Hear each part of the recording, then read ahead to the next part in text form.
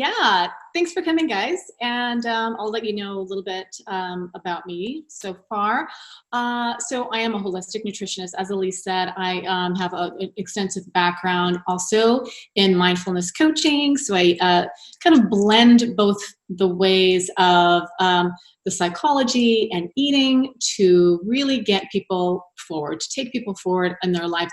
You know, a lot of us, we've been through eating ventures, whether it's diets or things that are breaking down. And a lot of it really is truly more than the food, it's the mind. So, so that's a little bit about me. I'm also a chef. I've cooked for many, many years. I've recently given that up to really focus and dive into helping my clients with eating better. So I would like to say that I like to hack all parts of the body. That's why I'm so attracted to the systems of the chakras. And that's what I'm going to talk to you about. And just so you know, it's not chakras, it's chakras. So if anyone asks you, it's really the pronunciation is chakras. It's really difficult to pronounce, but that's how it is. So I started studying chakras through a really, really neat mentor of mine named Deanna Minnick, and she is truly amazing. She is a scientist, basically, who blends nutrition and spirituality and art. And for me, that's like a match made in heaven. I love looking at color, texture, and then looking at the attributes of the food. So that's what we're going to be talking about today. In this kind of mini course, it's impossible for me to give you 100% of what I know about the chakras, but I'm going to kind of like let your fingers or your feet just kind of dig into the water a little bit, into the sand, and just so you had just a basic understanding about what something that we do 2 to 3 times a day or more for some of us can really have an effect on our chakras. So what I'm talking about is your eating. Okay, so we're going to be talking about lifestyle. We're going to be talking about eating. I'm going to talk basically about how you could optimize your life by certain practices. And so this will make more sense as I go along. So you probably wonder what they are. What are these 7 chakras? Well, they are associated with certain systems in your body, certain glands, organs, tissues, right? So we've got anatomy to think about. Then we also have issues, psychological issues, lifestyle issues. Let's say the first system that we're going to be talking about is the root system. We might feel ungrounded at times. We might feel not stable at times, right? So those kinds of things are going to come up. Now, when we're talking about these 7 chakras, it's not that we are bad when we're off. We're all off. We're human beings, and we're going to go through the system and flow, ebbs and flow in our lives when they're off balance and when they're in balance, right? Sometimes we're over and sometimes we're under, and this will make more sense. So chakras is really a Sanskrit word that literally means wheel, right? So you think about wheel, it kind of rotates and revolves, right? Thinking about a force, an energy force, or you probably heard of prana. And it's actually moving and spinning and rotating all throughout our life. And there's 7 of these centers. And in actuality, they're actually, they start at birth. And so their development of these chakras they're going to go in 7-year spans, which is fascinating. A lot of times, some of my clients will say, oh, you know what? I've got issues with, let's say, going with the flow or creativity. And I'm going to talk to you about this. That series, that timeline, that time frame is from 7 to 14 years of age. So we can kind of look into it and go like, what life issues occurred at that time of our life? So this is really fascinating stuff. So these chakras, they start at the base of your spine and they move all the way up to the crown of your head. So all of these organs start at your root, at your feet, at the grounding level. And they stop, or actually they continue, right, with our crown of our head, Okay, so healthy chakras, they're going to be responsible for both internal signals as well as the external environmental signals. So thinking about right now during sequestration, people are kind of feeling out of sorts. Maybe they're feeling like they're trapped. Maybe they don't feel grounded. Maybe they're in a situation at home where they don't feel good around the people that they're with. Who knows? So this is our system, our first system. This is our root chakra talking. And so there's going to be multitudes of ways to balance that. And we're going to be talking about what foods. And actually, the cool kind of thing about this is these foods actually have specific attributes and they have certain frequencies with color, which is really interesting because you can literally say, oh, you know what? I feel out of balance in my root today. How can I rebalance that? I'm going to eat the certain foods that are rooty or red. I'm going to wear the color red, right? So we can actually do some nice little lifestyle practices to help regenerate and kind of wake up these specific chakras. Okay, so how you can optimize these chakras. Well, we're going to be talking about where they are specifically, these life issues, and how you can nourish them with food. Obviously, it's only 30 minutes that I have. We're going to focus in and hone in on the food most. So as I mentioned, the first system, the first health system, the root. Let me tell you a little bit about the root. So the root, when you're thinking about the body, we're going to be thinking about protein-containing areas, the structures in the body, our joints, our tissues like that, our muscles, right? It's our foundation. If we don't have a proper organized skeletal system, we're going to be breaking down, right? Same thing if we don't have enough minerals in our diet, right? Our bones are not going to be strong. So we're not going to have the mobility to move. It's also, and this is a really important thing right now in where we are with COVID, it really is a huge part of our immune system health. So we want to be rooted for better immune system health. And nice to know that you can pull in some of these immune boosting foods that I'll tell you about that will help nourish your root as well. Stress hormones, your cortisol and your adrenaline, right? We need those stress hormones, but we are often in overdrive from the constant barrage of the media, news media, texts, everything, phone calls. I mean, no one gets phone calls anymore, right? But we're always on alert, right? You look at your phone, it's Facebook, it's Instagram, it's a text, and everybody needs you.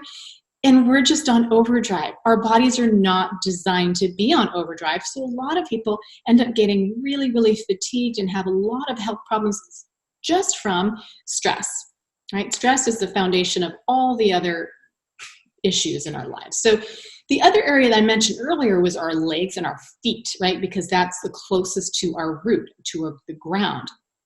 It's also genetics and our DNA. It's very important to know that, our blood also that is streaming around to nourish our system. If we're not eating properly and not getting enough iron and protein, we are going to be more susceptible to anemia, which is another stressor on our body. So some of the issues with the root: safety and survival, social connections, the sense of feeling rootedness or relationship with the physical and the physical earth around us.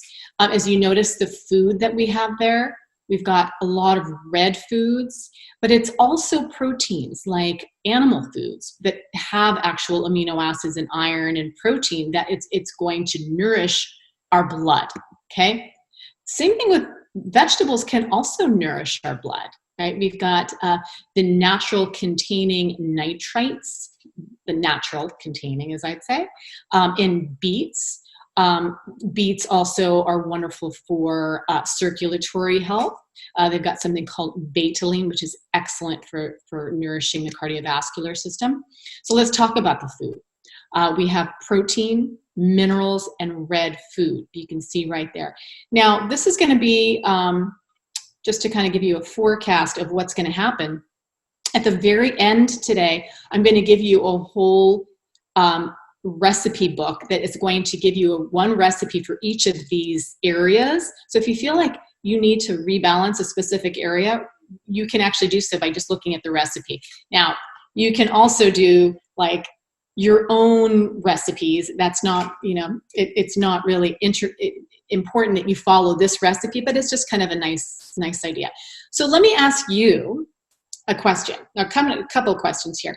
So I'm going to ask you, and just want you to think about it. You may want to write it down and see, like, as a questionnaire, and to see if you think you might be not in balance in this particular chakra. So for the root, as we're talking about right now, are you overcompensating by overachievement in your life? That's one. Do you have any autoimmunity or inflammation? That's another one. Do you often feel spaced out, maybe not in your body? Or do you second guess your decisions in your decision-making process? So if you answer to any of those, now keep in mind, the first two questions are over, you're sort of overbalanced and overcompensating. The other two, the last two that I asked, you might need to actually nourish your, rebalance that root, right? So you want to notice what, as an activity maybe, you want to notice what foods maybe actually ground you and what kind of takes you off your game. I know for me personally, if I have too much caffeine, that's going to take me off my game. I feel best personally when I eat more protein. I feel really good. I love vegetables, of course, but I do really well with more protein. So that's just a little idea that I have. Life issues in the root, ability to assess your hunger, physical versus emotional. A lot of my clients have trouble doing that. They're maybe outside of their bodies. Maybe they're too intellectual. They're just thinking, all right, should I have this? Should I eat more of this? Should I eat, rather than allowing your instinct and your gut to tell you, or your hunger. Ingrained beliefs about food scarcity, that's a big one. And also using food for protection, or as protection. Now, I can't go really deep into these, but these are just, leave these as sort of crumbs to kind of, just to kind of ponder. So the system 2, this is the flow. This is your sacral chakra. Okay, so this is governing your reproductive system, both men and women, ovaries and testes, urinary system, your bladder, your kidneys, your large intestines, which pulls water from waste products. Some of the life issues with the flow are creativity, discovery, problem solving, new ideas. It's also fertility, producing a new life form. It's also partnerships or relationships with yourself or others. So this can be off for a lot of people right now, right? And when we're not in flow, it's hard for us to think and solve creatively, right? We need this kind of sense of flow to think about our options. Does that make sense? So here are some of the beautiful foods in this area of the flow, right? We're also going to be talking not only the colors, but what constitutes the nourishment for really targeting, like feeding these hormones, these endocrine systems, right? So omega-3 rich fats and oils. Now, not just any fats and oils, but really important fats and oils. Now, you want to avoid the vegetable oils, but you want to have things like olive and olive oils, avocado and avocado oils, coconut oil, butter and ghee, all organic, of course. Oils like pumpkin seed oil, sesame oil, even nut oils like walnut and macadamia nut oil. So those are really high in omega-3s. Orange foods like all your beautiful sweet potatoes, pumpkins, mangoes and papayas, citrus, salmon, water. And you want to think about also when we go through these chakras, it's also like, for instance, salmon or fish, it's flowing. It actually flows and swims through water, right? It's not only the color, but what that item or that living creature actually does. It's all of this can be really kind of metaphorical. So before we go into the fire, you want to think about your emotions. Are you able to express your emotions? thinking about health issues, you may have an imbalance if you're infertile, if you might have like a kidney issue, a urinary tract infection that could kind of leave you off balance on your sacral uh, health concerns. Endometriosis, that would be another one. Moving too fast through life and nothing to show. You might be feeling like you're on the go constantly. See, that would be you're overflowing, right? Rather than maybe feeling like you just can't create, you just can't come up with something. You just, you're so tired, you just don't know what to do anymore. That would be you're an underbalanced flow, right? So that's where you'd want to really work on nourishing yourself with orange foods. As I said, orange foods are rich in beta carotene, which are actual, beta carotene actually converts itself into vitamin A, and vitamin A and beta carotene are very good at this time for immune system health. So the fires are solar plexus, and it's going to correlate with digestive system health. So stomach, pancreas, liver, and gallbladder, small intestines. And the life issues here are ambition and drive and energy. We're going to see energy issues. We're going to see burnout. It could also be like, where is your energy going? Maybe it's exhaustion right now, or maybe you're just tired and wired, right? So some of the things that you can do to nourish the fire are going to be some carbohydrates, and I would say not all carbohydrates. Now, the quick burning ones that are in processed foods are going to drain the fire.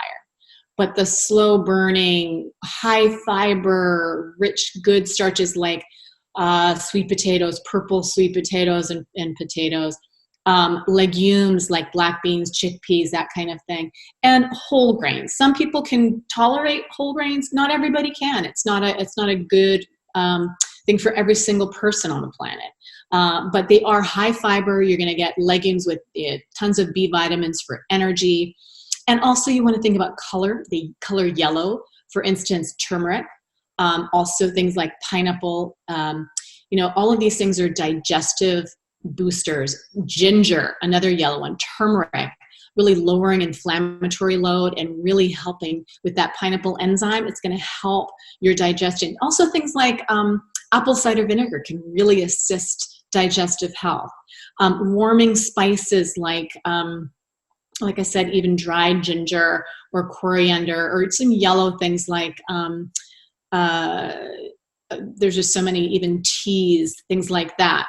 So you want to look at that. So some of the things that you might want to pay attention to, are you overthinking, overdoing, doing it all, right? On the contrast, maybe you could be lacking in self-esteem, maybe lacking inspiration, or lacking inspiration to inspire others. So those are some things. Before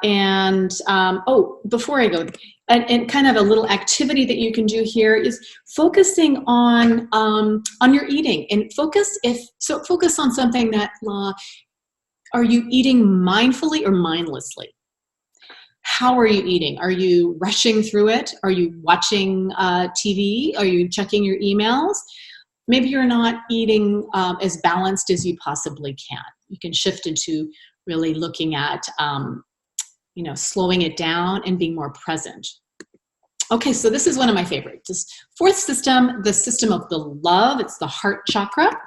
And it's governed by the cardiovascular system, circulation, lungs, thymus. So this is a really important chakra for right now. As you know, COVID, it really plays a huge, the lungs are very taxed in this COVID virus that we're dealing with. So respiratory system balance is going to be really important right now. So it is also associated with expansiveness and grief. Really, really important stuff, right? So if we're feeling these kinds of things, much of the time, they're going to show up in our body or on our body. So we are not separate from our emotions and from our thoughts and how we perceive our environment. So really important to look at, right? If we constantly have the thought that we feel threatened in certain ways, or if we, we're trying to, we're not maybe allowing someone, you're not accepting love or help from other people, and we're constantly helping other people, that's going to show up in health issues, what we'd call disease, okay? So ask yourself this: are you giving without receiving? Do you feel resentful and you're not expressing it? Or are you not able to forgive yourself or others? So these are big things that show up in areas such as the lungs. And one thing I didn't mention here that I should is also breast health. So that's also important. So we want to be able to move through some of these thoughts and emotions. You don't want to, discount them or pretend that they're not there. Right? A lot of times we eat or do other things to just kind of like try to forget it all. But these kinds of emotions are really important messages that actually help us, right? Not hinder us. So you want to focus on, as an idea, as a little eating activity, focus on love as you cook. I'll tell you a funny story. I used to work at a Japanese place, and they used to make sushi, and we'd have hot food, and it was just like Pan Asian restaurant. And sometimes there would be angry sushi chefs, and they would always laugh and talk in Japanese and say that someone's sushi wasn't going to taste good because they would be angry that day, and they would be rolling the sushi really, really tight, and it would kind of mess up the rice texture. So that's just an example of how there's transformation in food and in our thoughts and in our feelings, and we actually give that emotion to our food, and then someone else eats it or we eat it, and we're all connected. Everything is connected. So you want to think about how your food tastes different, how the experience of eating changes when you feed and you're actually making and preparing food, even shopping for food with the emotion of love and gratitude.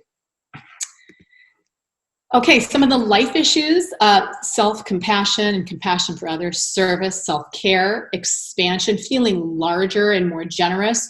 You want to feel like, there's equal giving and receiving in your life, right? Not very beneficial for only to be giving. And I know a lot of females out there are, and a lot of males too, but with kids and running around and trying to do everything and always trying to do it right and better, and we tend to be very prone to areas of disease in this region because of that. Heart disease is more prevalent in females. The risk of breast cancer is higher.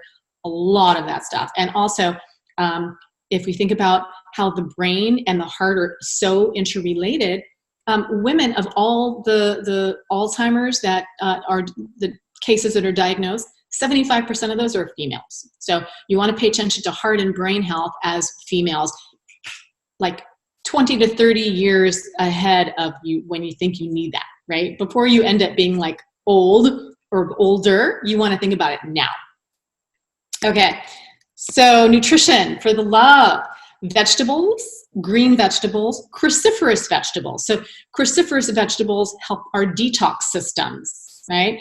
It helps expand. You want to think about that. Those are very expansive vegetables, not only because they grew out of the earth rather than in the earth, they're like flowering, right? But they also bring expansion to the blood vessels. So that's also good for heart and lung health. Okay, so we're coming to the fifth one, the truth. This is a real important one for females. I see this a lot. We're not expressing our truth, who we are, right? So this is going to affect our areas of the thyroid, also the throat, the sensory organs, ears, throat, and mouth, because it's an area of communication, right? And if we haven't gotten it so far, these are all connected to these colors, and this would be aquamarine. So the life issues here with the truth would be authenticity, like I said, speaking your truth and making choices, right?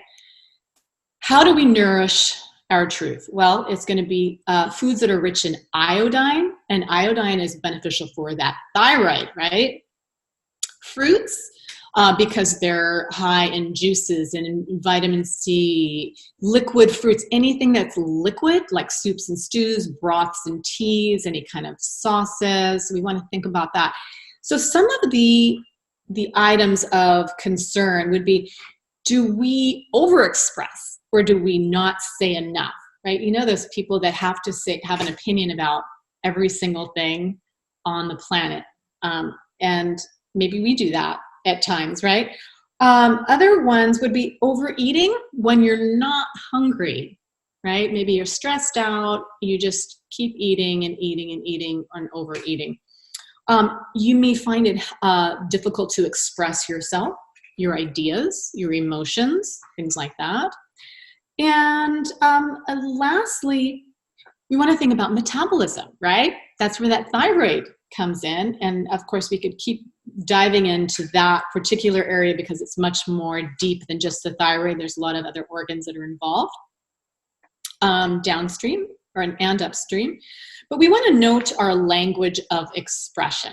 How do we express ourselves? How do we express ourselves around food and food ideas? This is really big. Do you know, like if you say, I am starving, or how you express yourself around the idea of eating, right? That's a big one. I'm not sure if that landed. I'm thinking about another way I could explain it. But expression, not even around food, and I notice this with clients, a lot of times we'll say, I can't do that, I'm so bad at that. I'm so this, and we should really put ourselves down. You want to pay attention to your language, your vocabulary when you express something, because your body internalizes everything you say about yourself, right? When we speak negatively, our body is going to shift into kind of like this flight or fight. It doesn't like that, and it's going to permeate in every part of your life. So just concern yourself with how you speak to others about self, and even to others about other things, right? Being negative. It's totally normal to have thoughts about negativity. I have them all the time. But you know what, when we talk, listen to ourselves when we talk about something that we don't like, and we might say like really heavy words, and just pay attention to when that happens. It doesn't mean we're bad people when we say things like that, but just pay attention to how it shifts our nervous system. All right, so coming to a close here with the insight. This is one of my favorite ones. So the insight's purple, and its constituents are brain, eyes, neurotransmitters, thoughts and thought processing, forehead, eyebrows, and the pituitary gland, which is really, where a lot of these areas of thoughts and emotions are going to be residing.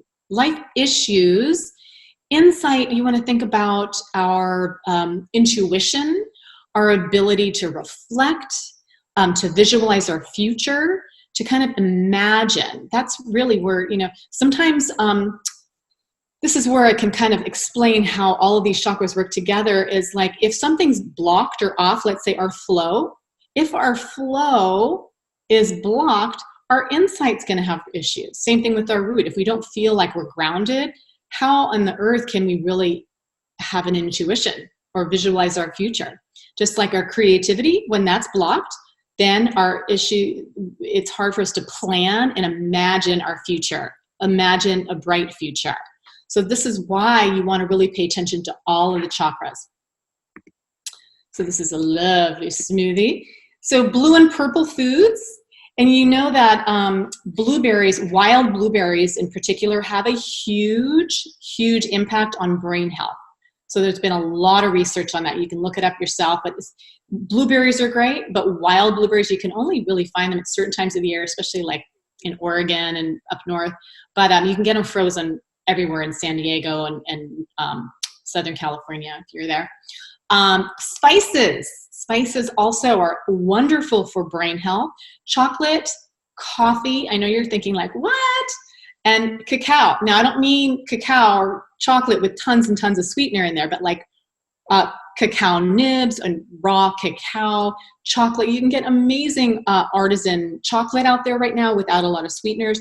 Coffee, as long as it's fair trade, organic. You want to find, coffee is one of the highest sprayed commodity crops around. So you want to make sure you're getting an organic coffee. One thing that I want to say about your insight is you want to note how each of these affect your mood, because sometimes if we have too much chocolate and too much cacao or something, it's going to negatively affect our mood. They're actually these are mood modulators.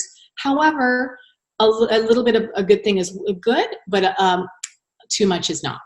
So how does caffeine affect you? So you want to look at your insight as being balanced when you feel like your mood is balanced. Are you ruminating, or are you clear? Are you clear with your thoughts? Are you over analytical, or are you kind of like can just kind of see things for what they are? Maybe your mind is blank. You can't come up with the words. So that's a determination that your insight might have some issues. And again, you want to, as an eating activity, maybe log how certain foods affect your moods. That's real big. And they all affect our moods. So let me go into the spirit. This is our final one. And this is an interesting one because we're not in physical anymore. Now we are in more of a different realm. It's more of spirituality. It's more about the afterlife. It's more about the energy around us. But this also guides all the other downstream too. Your nervous system, your pineal gland, which can be affected. And pineal gland, melatonin, our sleep hormone is actually made in the pineal gland. And with too much electromagnetic rays or fields around us, we can actually have sleep disruption. However, we want some electromagnetic, we want to have some sunshine in our day to affect our circadian rhythm so that we can actually get to sleep at night. But now, we want to be really careful because now we're all inside and we're doing everything tech that can affect our crown chakra, right? So the life issues are going to be spirituality and connection, purpose, a sense of the afterlife, a sense of wonder and gratitude. And the foods here in the spirit realm are going to be pure and toxin-free foods for detoxification. What's wonderful for detoxification, some of my favorites are things that are white, like onions, garlic, leeks, shallots, the onion, and the allium, like in the onion families. That's basically what I'm talking about. But also cruciferous vegetables like cauliflower. Who doesn't love cauliflower nowadays? You can do so much with that. Now, it's food, but it's also non-food, right? The system of detoxifying and detoxification, fasting, intermittent fasting. So this is a way that we can actually get closer to our spirit, to our crown chakra. Let me ask you this and see if you can answer yes or no to any of these. If you think that you obsess about the afterlife, or your spirit, or the spirit around you, if you isolate to devote to your higher power, or do you lack faith in anything greater than yourself, or maybe you're defensive on your beliefs on the spirituality in God, and it's not really religion. We're not talking about only religion, but your beliefs about spirituality. So last thing I can say is an idea on supporting this with an activity. You can support purification by mindfulness, right? I like to instruct some of my clients to do, if they have kind of a frenzied eating style, we can do something called 5, 10, 15. And all it is you just 5 deep breaths, belly breaths before you even pick up your fork. So 5 deep breaths, 10 chews per mouthful, and 15 minutes of eating without like looking at your phone or looking at the TV. You can speak to someone else, but just no like outside stimulation besides conversation. So that would be an important one. And that one, that activity can slow us down so much. So we actually benefit our root.